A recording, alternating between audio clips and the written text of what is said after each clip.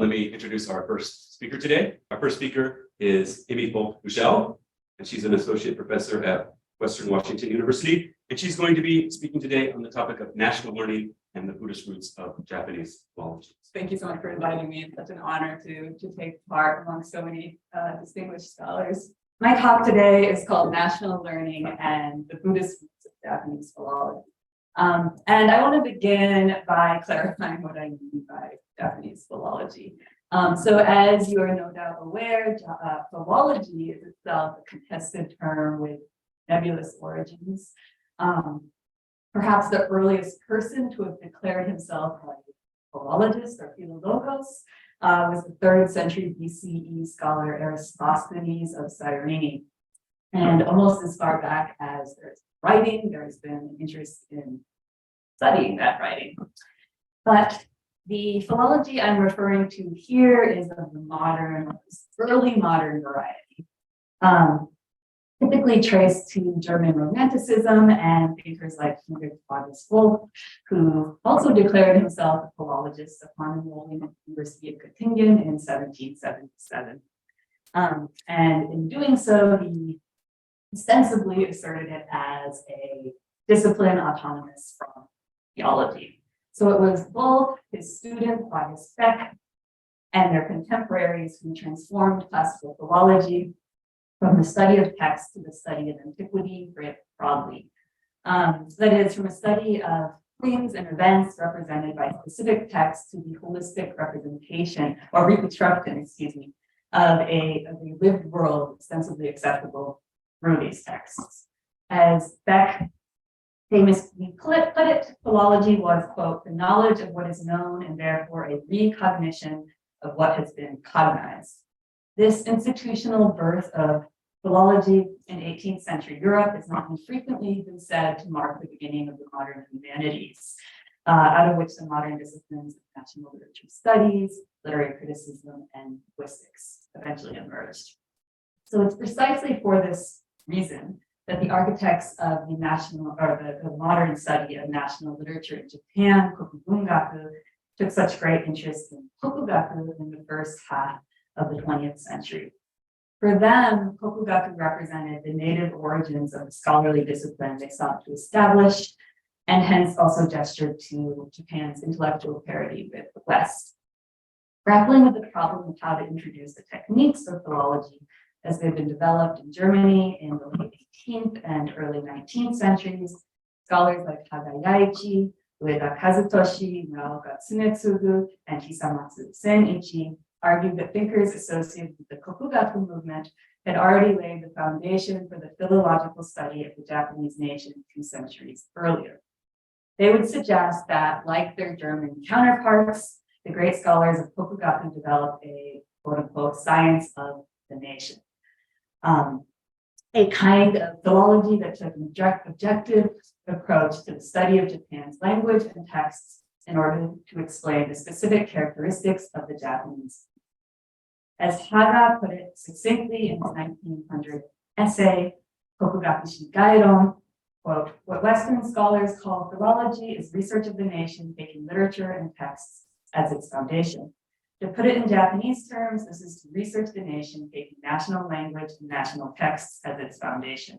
What Kokugaku scholars have been doing for some 200 years is, in other words, Japanese philology. Yet, even as they searched for the origins of their philological method in Kokugaku, Haga and the others were also careful to distinguish their modern approach from it. They directed critical attention to what they understood to be the religious dimensions of Kokugaku, specifically the fervent belief in the kami and the ancient Japanese language as a medium for communicating them. Haga, for example, characterized Kokugaku scholars as men of religion, shukyoka, who used the scientific method of philology to confirm the religious dogma that they already believed a priori to be true. Muraoka went so far as to describe the animating drive of his 1911 book, Modori Norinaga, as the attempt to understand, quote, why such a scientist as Norinaga also possessed that kind of faith.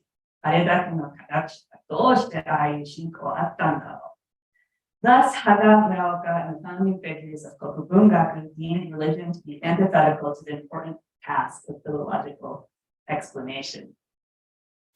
The opposition between religion and philology has persisted in more recent scholarly discussions of Kokugaku. So in his critique of Muraoka, for instance, Koyasu Nobukuni argues that to describe Kokugaku as a form of Japanese philology is to obfuscate the essential characteristic of this intellectual movement, namely its nativism. And in doing so, largely leave intact the nativist premises that continue to underpin the modern study of national literature. While Koyasu avoids the explicit dichotomy between science and religion that may be observed in Haga and Muraoka, he nevertheless reproduces its basic underlying assumption that the practice of philology is incompatible with nativist articles of religious faith. More recent scholarship in English has also taken for granted this assumption. In a contributing chapter to a 2015 volume on world philology, for instance, Susan Burns characterizes the philology of Kokugaku scholars as nativist, but rather than considering the formation of the conjunction between nativism and philology in Kokugaku, she treats philology, independently, and traces it back to the methods of Chinese philology developed by Ogu Sorai. As a consequence, Burns tacitly reproduces the opposition between the quote-unquote positivistic philology of Sorai and quote-unquote irrational faith of Kokugaku, explicitly laid out in the foundational influential work of Maruyama Masao. So what I'd like to do today is try to overcome this long-standing dichotomy between religion and philology in scholarly discourse on Kokugaku. As I've suggested in the title of this talk, what we might consider Japanese philology has its roots in Buddhist practice. And here, clearly, I'm sympathetic to the suggestion of Haga and the rest that Kokugaku indeed should be considered as philology. Specifically, I would like to demonstrate the philological indebtedness of the representative figure of Kokugaku Motori Norinaga to esoteric Buddhism.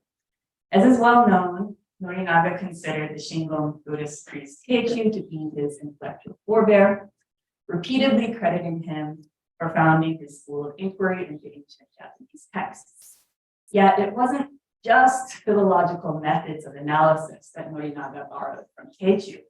As I will seek to demonstrate today, he also took for granted the esoteric Buddhist understanding of language that formed the context for the practice of these methods. So I want to begin then by examining the genesis of Keichu's analytical methods and the understanding of language that inform them. In doing so, I will be calling special attention to Keichu's close collaborator and fellow Shingon priest, Jogon, a groundbreaking scholar of Sanskrit and leading figure in the early modern Japanese precept reform movement.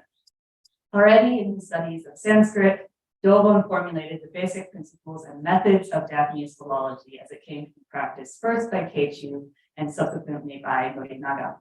A concern for recovering the sounds of written graphs and a belief that the recovery of these sounds would illuminate a normative mode of being in the world that had been lost to humanity. For Jogon, this would be the Shingon path to enlightenment, and for Keichu and Norinaga, the ancient Japanese way of becoming. This, I should add, is pretty analogous to the goals of the early German philologists, who also sought to recover the enlightened spirit or Geist of the ancients, which they believed were suffused in the world and texts of classical Greece. I will suggest that the motivations shared by Jogon and Keichu provide a lost mode of being took shape in the context of their involvement in the precepts reform movement. Thus, we can trace the roots of Japanese philology to a broader milieu of religious reform. So let's turn now to Keichu's early biography in order to get a better sense of the context in which his thought took shape. Keichu climbed Mount Hoya for the first time in 1653 at the age of 13. This was 2 years after he had renounced the household holder life at Myohoji in his hometown of Yamazato in present-day Osaka. After 10 years on the mountain, He took up a post as abbot of Mandarai Ikutama, also now in Osaka, and a year into his post received the rank of esoteric Buddhist master or Ajari. Yet it seems Keiichi didn't find contentment in the life of a Shingon temple abbot.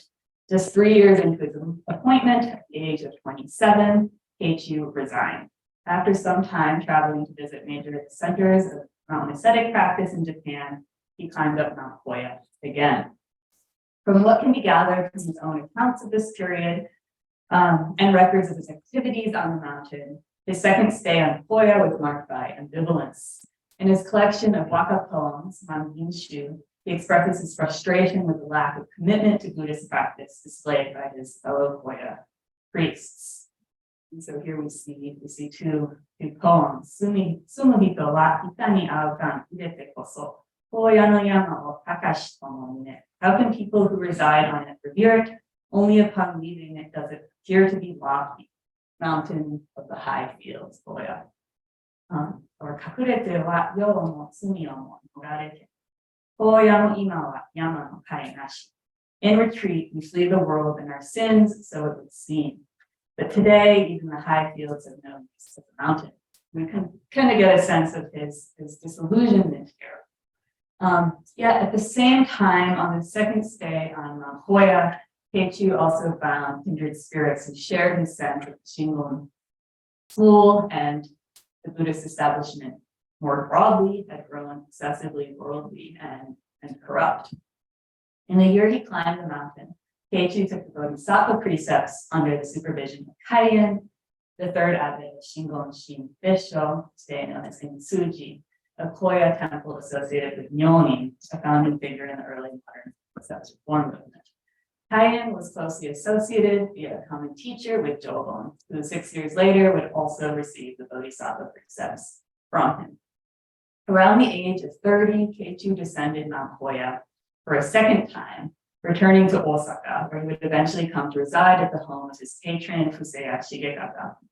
There, he would devote his attention to the study of Japanese texts, working relatively freely outside the Shingon clerical establishment until his appointment as abbot of Myohoji in 1679 at the age of 39. It was during this time that he would come to work closely with Jobon and become actively involved in his reform efforts. Prior to Jobon, the early modern Japanese precept reform movement was a trans-sectarian movement that called for the strict observance of the Vinaya, or the Buddhist code of conduct for obedient priests, as formulated in the Vinaya of four parts, Shibumitsu, which was understood to represent the Vinaya as taught by Shakyamuni himself.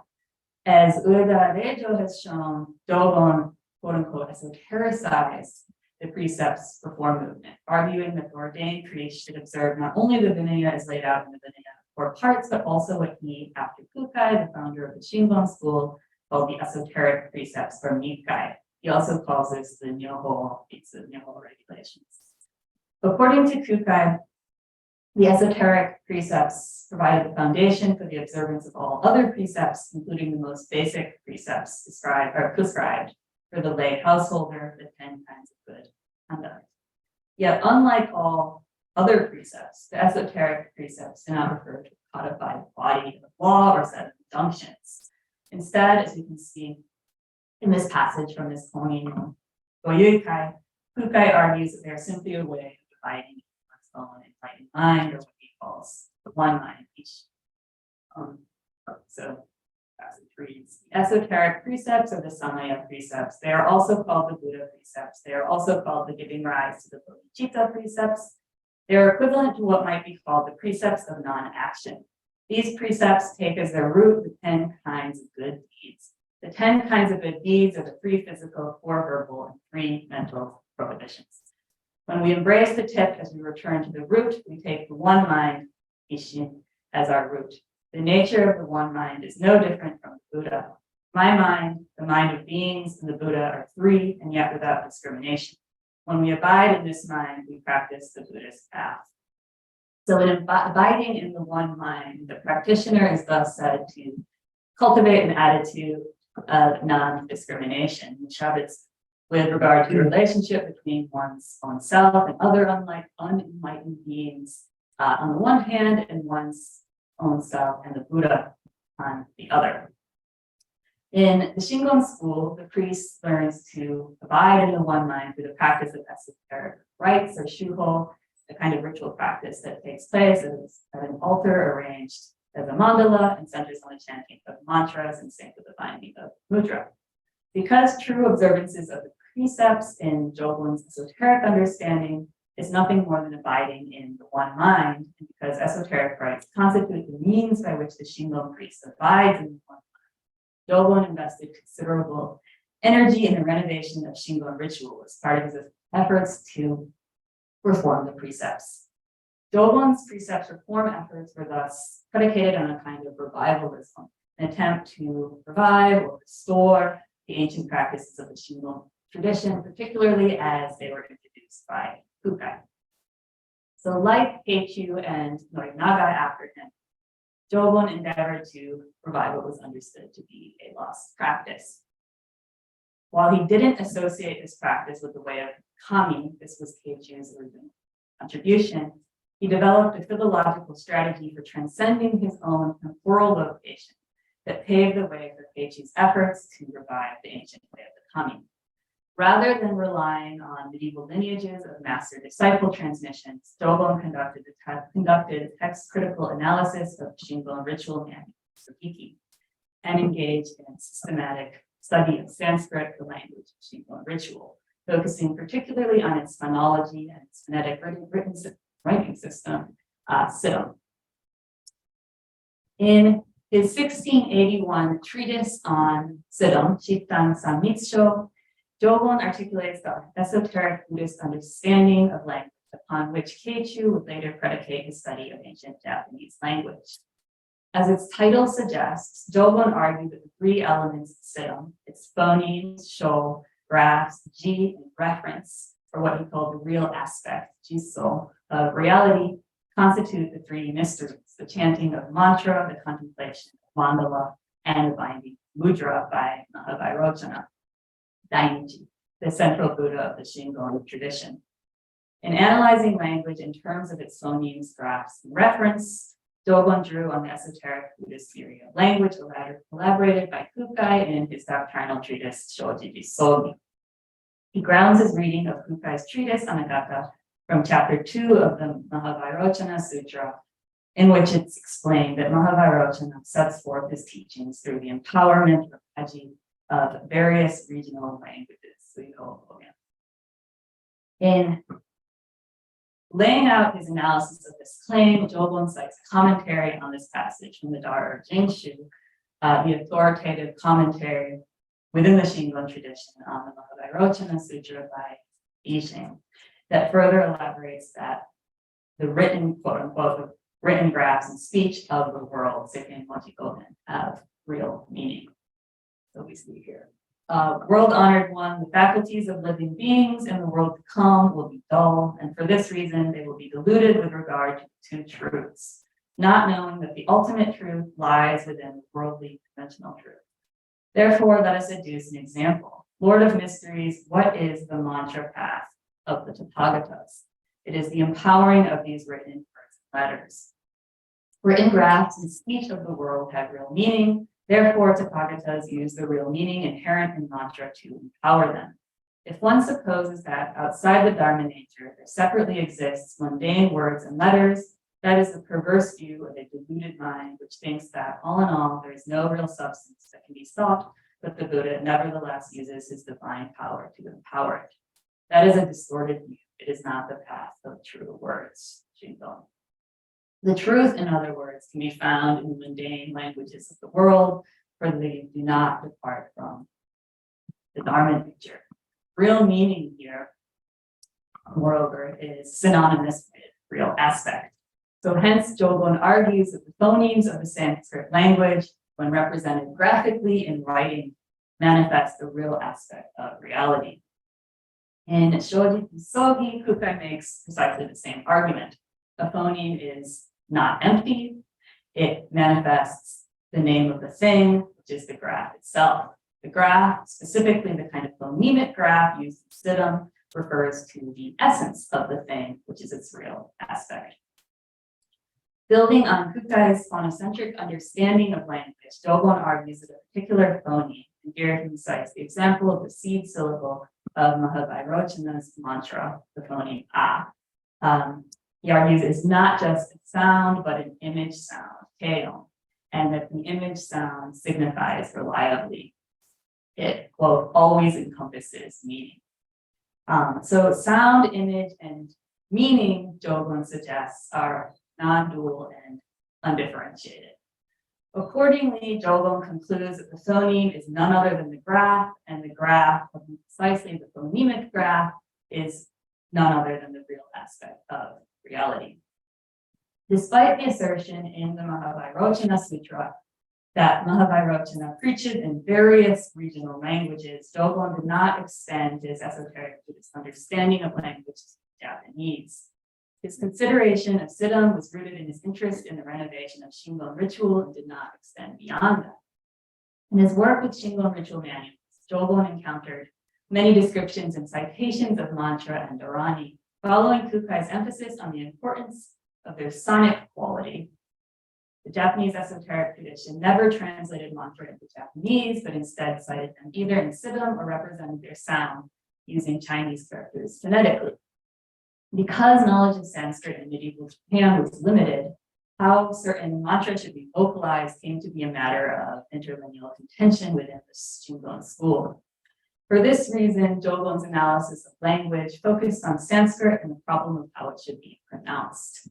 Thus, we may say that his phonocentric analysis of language can be understood as the articulation of the epistemic framework in which such study made sense. Dogon developed at least two philological modes of analysis that Keiichi would later adopt in his study of the Japanese language. The first, which would not be picked up by Tokugaku scholars after Keiichi, was the analysis of the manifold meanings of each individual Siddham graph.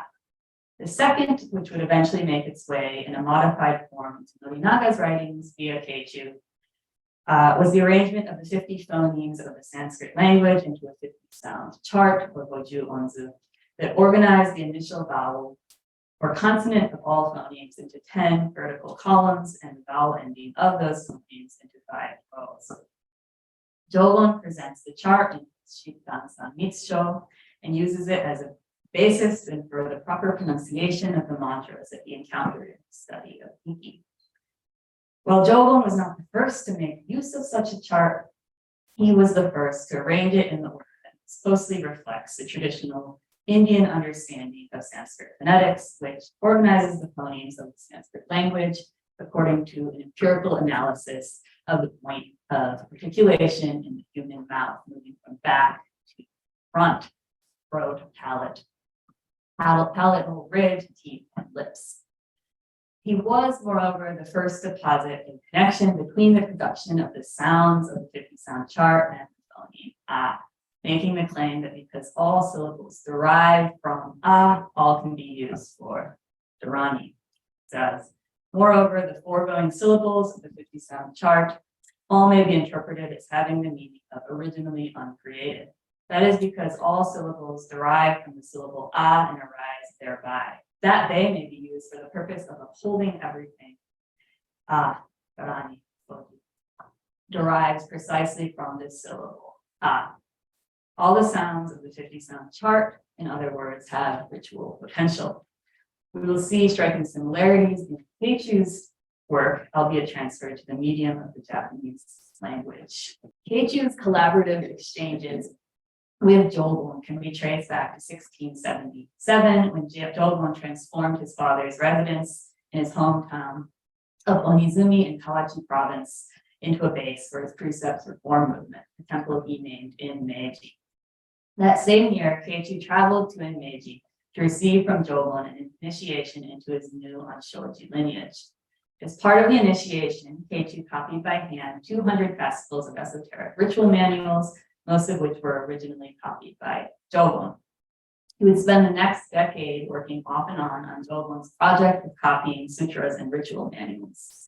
By 1687, when Keiichi completed the first draft of the Manyo Daishoki, his commentary on the circa 759 poetry anthology, the Manyoshu, he was well versed in Jobun's esoteric Buddhist understanding of language and the phonological chart he used to analyze Sanskrit phonology.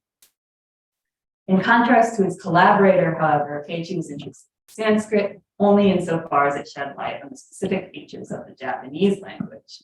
Therefore, in borrowing from Jobun's Sanskrit phonology, which he does explicitly in the Manyo Daishoki, he adapted its principles and methods to the study of Japanese.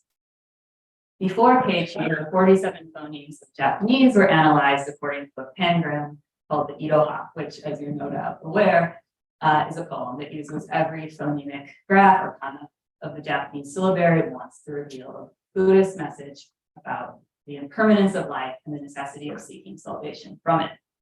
As a kind of Buddhist anagram of Japanese kana, it attracted the attention of numerous Buddhist commentators, both within and outside the Shingon school. But it was not designed to shed light on the phonological structure of the Japanese language. Just as Jobun was interested in recovering the original pronunciation of Sanskrit mantra in his study of Siddham, Keiichi sought to reconstruct the sounds of ancient Japanese poems in his study of Manyoshu. To that end, Keiichi turned to Jobun's chart of 50 sounds as a model. Adopting it to the study of Japanese, he was able to accurately identify the pronunciation of sounds that had been lost in the course of phonological change that took place over the nearly 1,000 years that separated him from the object of his study, the poems of the Manyoshu. Thus, Keiichi discerned that two characters pronounced similarly in his day, and with, really, should be placed in the a and wa columns, respectively. In laying out the theoretical framework for his study of Japanese, Keiichi adopted the same phonocentric claims about language and the power of its sounds that we observed in Jobun's treatise on Siddham. In the general introduction to the Manyo Daishoki, Keiichi reiterates Jobun's interpretation of Kukai's Shoji Jisogi. Beneath the phonemic graph, Shoji, he contends, always lies the real aspect. On the basis of this understanding of language, derived from Kukai via Jobun, Keiichi makes the inference that, quote, when we analyze and clarify the phonemic graphs, the real aspect manifests. Careful phonological study of written texts, in other words, will yield the way of being to which its graphs refer. Extrapolating from this line of reasoning, Keiichi lays down the basic principle by which he conducted his study of poetry in the Manyoshu.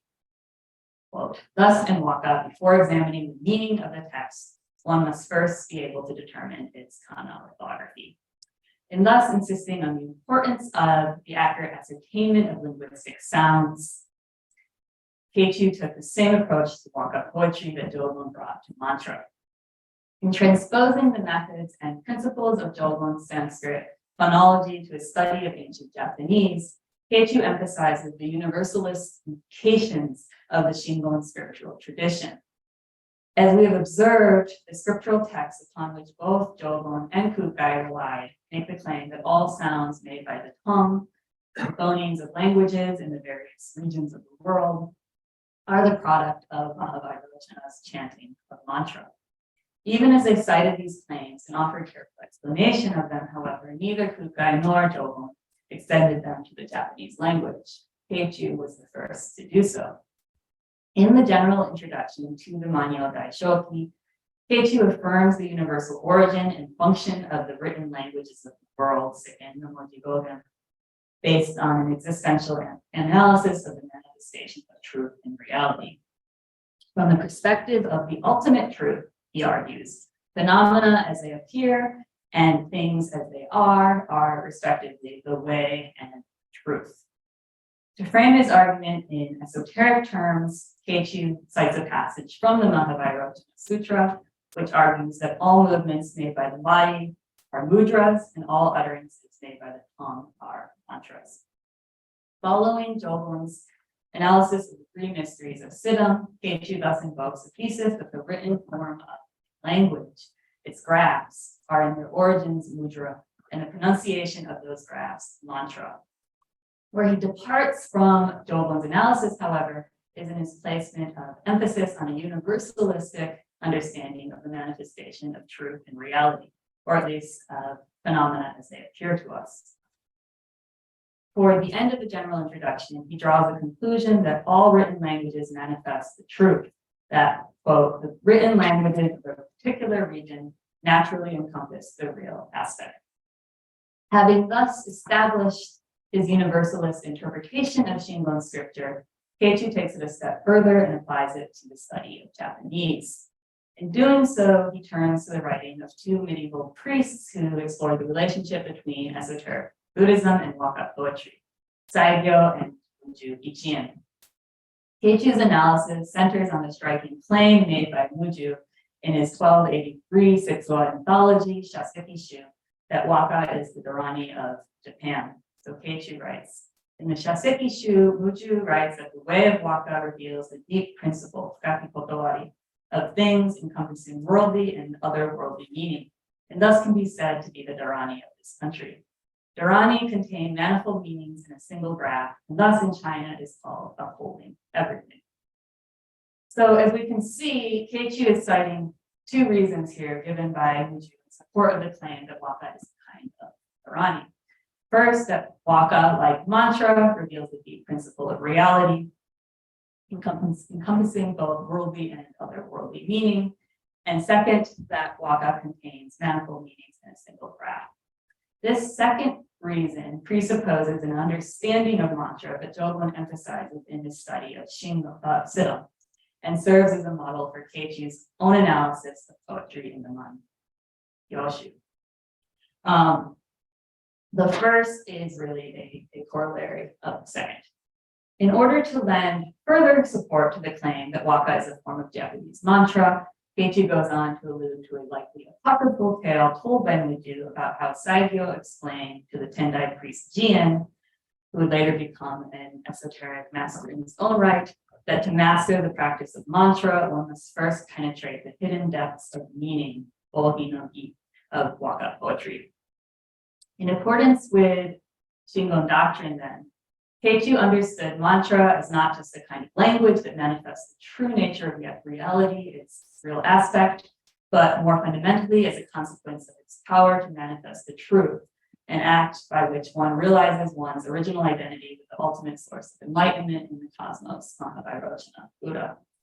His claim that Waka is a form of Japanese mantra thus implies that Japan is a land wherein the Buddha dwells, albeit via his surrogates, the kami of Japan.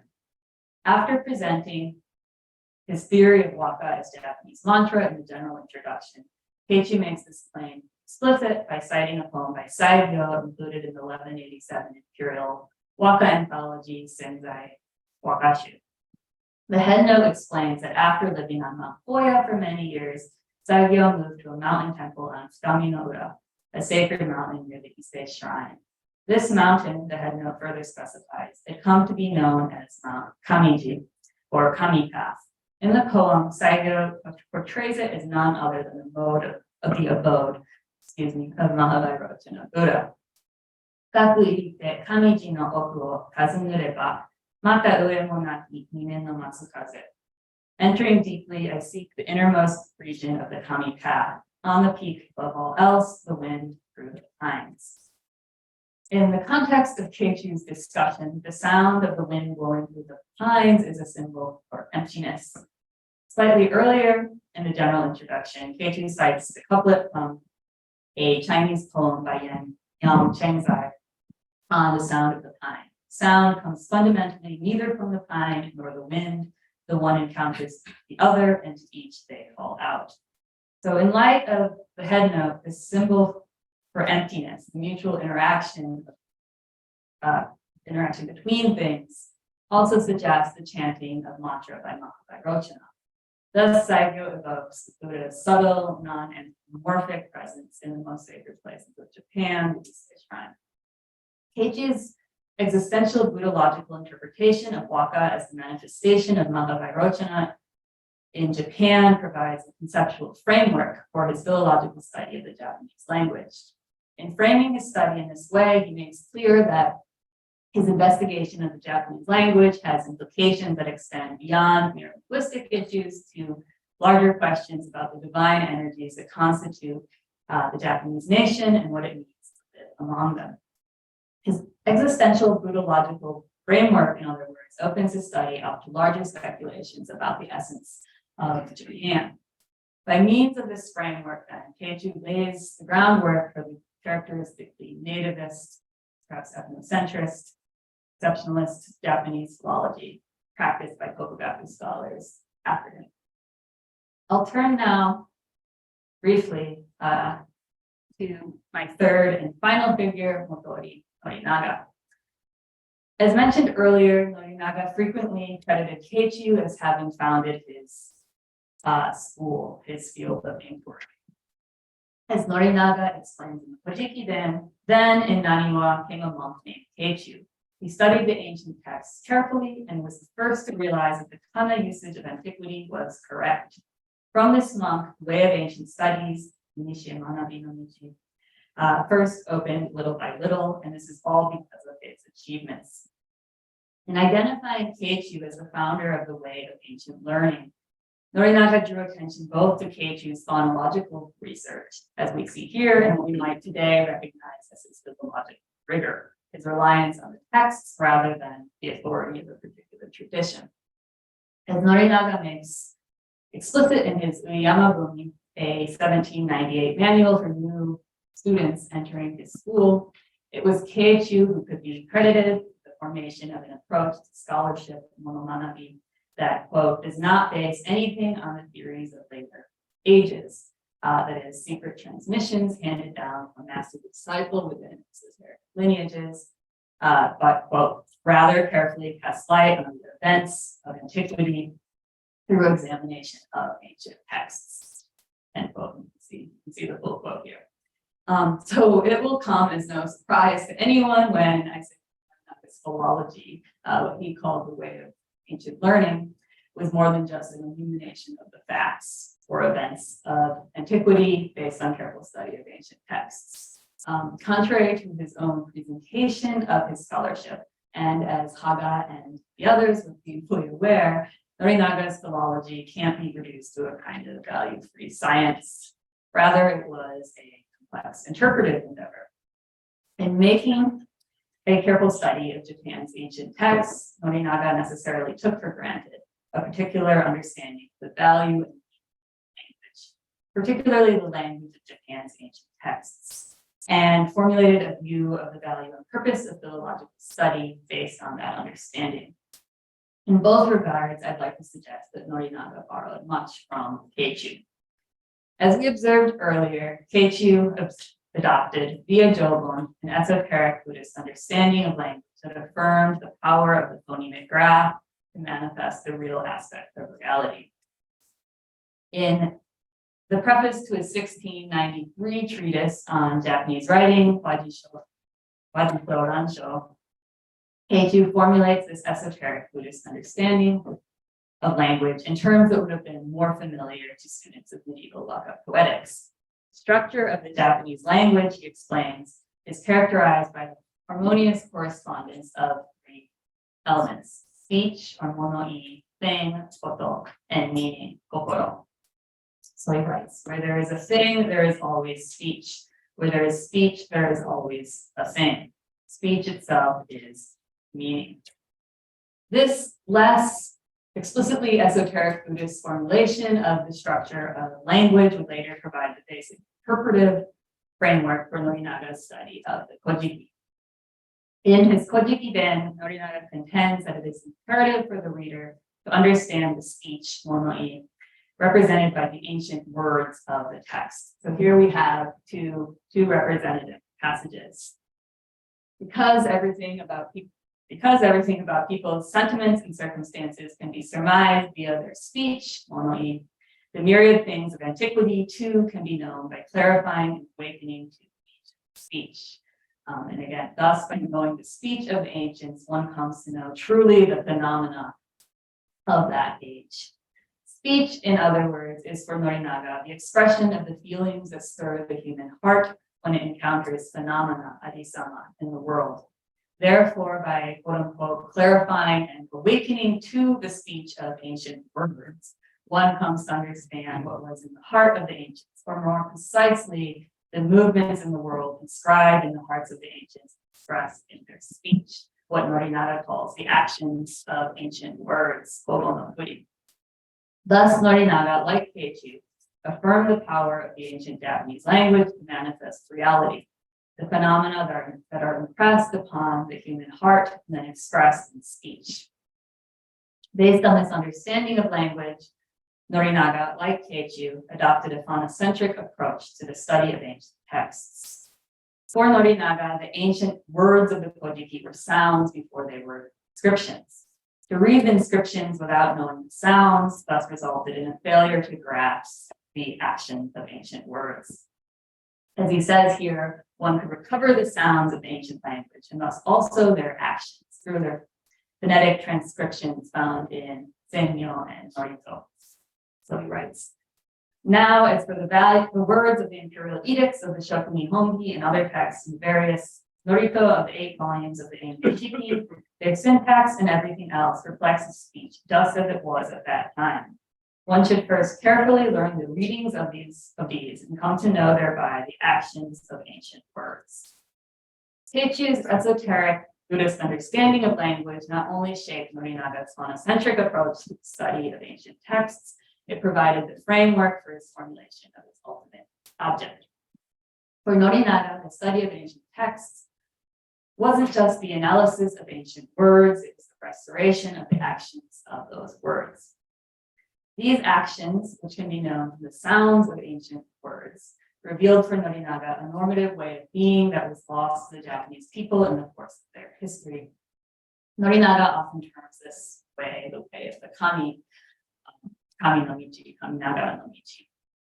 In his Kojiki Den, for example, Norinaga argues, we examine closely this record, Kojiki, and other accounts of ancient matters, we may come to know well the significance of that way. Elsewhere, he claims, truly the ears cannot travel back 1,000 years to hear the sounds of the past, but fortunately we have kana and thus can achieve this with the eyes. Throughout his writings, Norinaga makes clear that he conceived the ancient way, Nishi no Michi, as the way of the kami. And moreover, that this way of the kami originated with the age of the kami and was transmitted only in the country of Japan via the imperial family who were descended from the kami. Based on his esoteric Buddhist understanding of the Japanese language, Keiichi arrived at a fundamentally similar conception of the ultimate object of his philological study. In the Manyo Daishoki, Keiichi writes, as our realm is a land of the kami, Shinkoku, even though the national histories were recorded during the age of humans, what is described therein is none other than kami. Thus, in reverence, we should read this.